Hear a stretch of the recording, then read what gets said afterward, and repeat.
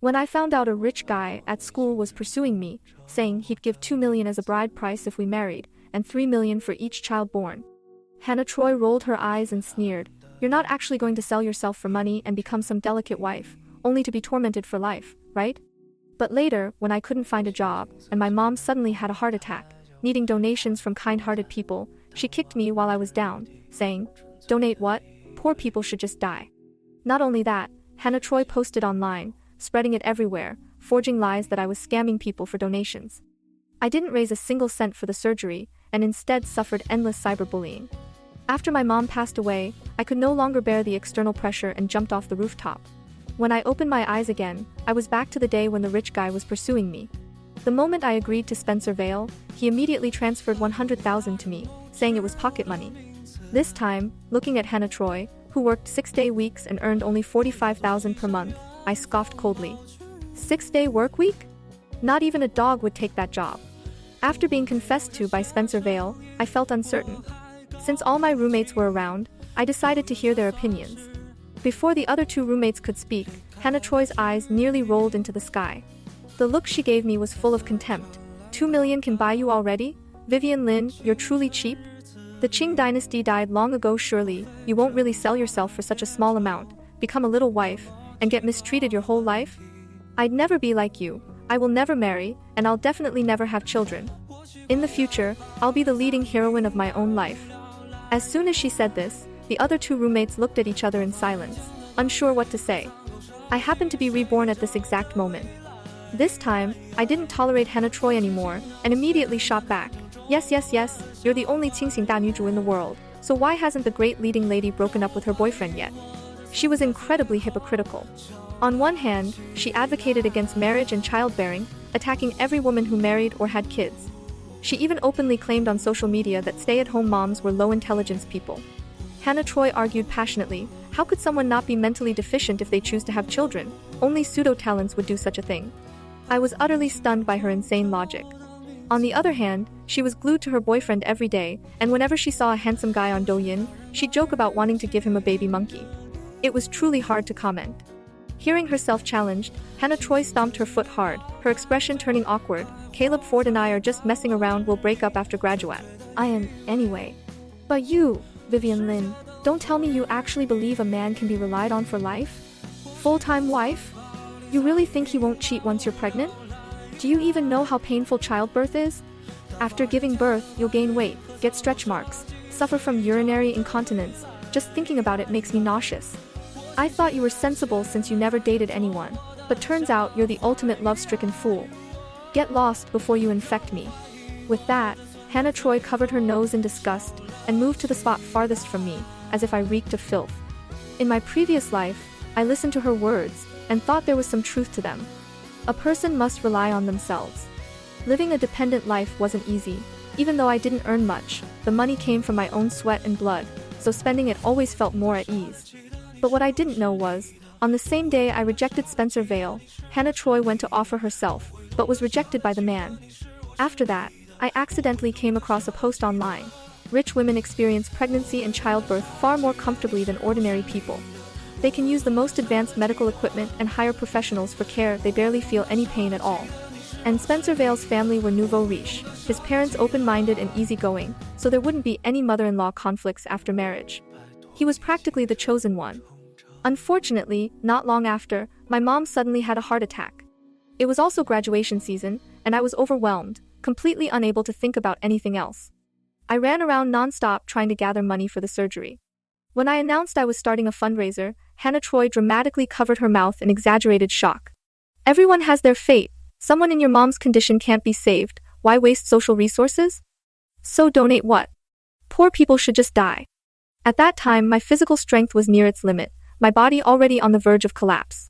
Hearing those words, I was so enraged my chest heaved violently, and soon collapsed unconscious. When I woke up again, Hannah Troy had spread the news about my alleged fraud donation everywhere, and I was being furiously insulted by people both on and off campus. My mother also passed away in the hospital bed due to untimely treatment. Unable to bear the overwhelming wave of abuse any longer, I jumped from the rooftop of the tallest building on campus, dying to prove my innocence. Even though these were events from my past life, just recalling them now still made my hands tremble with rage. Hannah Troy, standing in a corner of the dorm room, acted as if nothing had happened, continuing to glare at me with contempt and disdain. I took several deep breaths before finally suppressing the urge to stab her. I sneered, since that's the case, you should hurry up and cut ties with your dad, and break up with your boyfriend too, might as well do it early, who knows when they'll cheat on you. But, Hannah, could it be that you're jealous Spencer Vale is pursuing me, so you're saying all this on purpose? The rising intonation made it sound exaggerated. The second sentence clearly struck a nerve. During our 4 years in college, I hadn't been without male classmates showing interest in me. On the contrary, because of my sweet looks and outgoing personality, I'd been asked for WeChat contacts more than once. And every single time, Hannah had quietly blocked them. She'd narrow her eyes and smile, if someone wants to get close to my roommate, they have to get through me first. Later, she'd secretly fabricate rumors about me while flirting heavily with those same boys herself. Hearing me say this, Hannah instantly became agitated. Vivian Lin, what are you talking about? I'm only telling you all this because I consider you my roommate, and how could someone like me ever be interested in a man who has nothing but money? I'm not some love-struck fool, life should be lived for oneself. I smiled and replied, exactly, that's why I'm accepting Spencer Vale's pursuit right now. After all, marrying and having children comes with $5 million. A truly enlightened, independent woman like you wouldn't care about such petty money, right? Though you might never earn that much in your entire life. Upon hearing this, Hannah clenched her teeth and shot me a fierce glare. She seemed about to say something, but in the end, just hemped and turned her head away. I immediately sent Spencer Vale a message, indicating my acceptance of his pursuit. This way, at least when my mother suddenly suffered a heart attack, I could borrow enough money for surgery. But I didn't expect that the very moment I agreed, he transferred a sum of money to me. They spending money, ask me again when it runs out. With just one short message, I knew I'd made the right choice in this lifetime. I immediately shared the good news with my roommates and sent each of them a 500 yuan red envelope. When it came to Hannah Troy, facing her expectant gaze, I smiled indifferently and said, Hannah, a truly enlightened, independent woman like you probably doesn't care about money from men, right? She froze for a moment, then stubbornly insisted, of course. After saying that, she pulled her bed curtain shut and disappeared behind it, doing who knows what. Harper Wu and Haley Chen exchanged glances with me and smiled. The next day, when Spencer Vale invited me to eat at the restaurant, he suddenly showed me a photo. It was me right after waking up, disheveled clothes, messy hair. Because my pajama collar was loose, half of my bare shoulder was exposed. He had already set it as his chat background and praised without restraint, Vivian, you look so adorable when you wake up. My heart sank. I stiffened my expression. Did you hire someone to take this without my knowledge? At that, Spencer Vale frantically waved his hands, denying, no, it wasn't me. Then, after hesitating as if unable to speak, he finally gritted his teeth and sent me a chat log. It was his conversation with Hannah Troy from the previous day. So how did you end up interested in Vivian Lin? Hey. Do you know that? Can't bear to see you being deceived by her, that's why I'm telling you this. You mustn't tell anyone else. Xi Yuanwen looks pure, but she's practically been worn out by men. She even has that kind of disease. Not only that, she doesn't even wear clothes in the dorm. She's desperate for people to see her naked body. You're too naive. You're easily tricked by wicked women like her. After saying that, Hannah Troy sent a photo of me right after waking up, as if to prove her claims. Seeing these baseless rumors, I clenched my phone so tightly my knuckles turned white. Before I could speak, Spencer Vale explained first. Don't be mad, I didn't believe a single word she said. I nodded, didn't even finish my steak, and stormed straight back to the dorm. When Hannah saw my dark expression, thinking her manipulation had succeeded, she immediately sneered. Oh, didn't you go on a date? Why do you look so terrible? Didn't Spencer dump you? I laughed coldly, grabbed the book off the table, and hurled it at her face. Dump me, my ass. You claim to be an enlightened, independent woman, yet you're playing petty female rivalry behind my back? You've mastered the art of saying one thing and doing another. With that, I forwarded the chat logs to the dorm group. Hannah was furious at first, but the moment she saw the messages, her face turned pale. Under our accusing stares, she nervously explained, it's not like that. I only said those things to help test Spencer for Qianyue. How could you suspect me like this? Wasn't I just trying to protect Qianyue? Then, Hannah covered her face and burst into tears. I laughed bitterly through my rage. Protect me? So you spread vicious sex rumors about me? Does that logic even make sense? But before I could respond, Hannah acted like the wronged party and ran out of the dorm crying, going to others to complain that we were isolating her.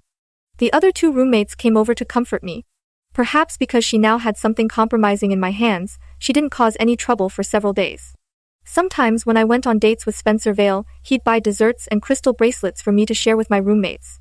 When Hannah saw I only shared them with the other two roommates and not her, her eyes turned red with anger. But to maintain her image as an enlightened, independent woman, she held herself back. Then one weekend, while I was busy working on my graduation thesis, I suddenly received a call from the landlord. My mother had suffered a sudden heart attack and was rushed to the hospital. The timing of this event had come nearly half a month earlier than before. I didn't have time to think. I rushed to the hospital immediately. And there, in my mother's hospital room, I saw Hannah Troy again. The landlord was emotionally charged. Qianyu, you're finally here. When your mom collapsed, this girl was at your place. Should we call the police or what? But before I could speak, Hannah spoke up on hat. Qianyu, you can't blame me for this. I came by to visit your mom out of kindness, even bought some fruit worth dozens of dollars. I only said a few words, and then she collapsed like that. If anything, it's because her health was already so poor. I shouted in fury, what did you say to my mom? Hannah paused. A faint malicious smile curled at the corner of her lips. She drawled slowly, I didn't say much. Just mentioned how you threw away your dignity for money, chasing after some nouveau rich guy. But based on what I know of my mother, those words alone couldn't possibly have triggered such a reaction. Hannah must have said something far worse. Not waiting for me to further question, the doctor suddenly arrived. She said my mom's condition was critical and surgery should be arranged within 3 days, with the cost amounting to over $300,000. I was momentarily overwhelmed and disoriented. I had originally planned to ask Spencer Vale for a loan in the coming days, but due to Hannah Troy's interference, my mother's illness occurred earlier than expected, catching me completely off guard. And whether Spencer Vale would even lend me the money remained uncertain.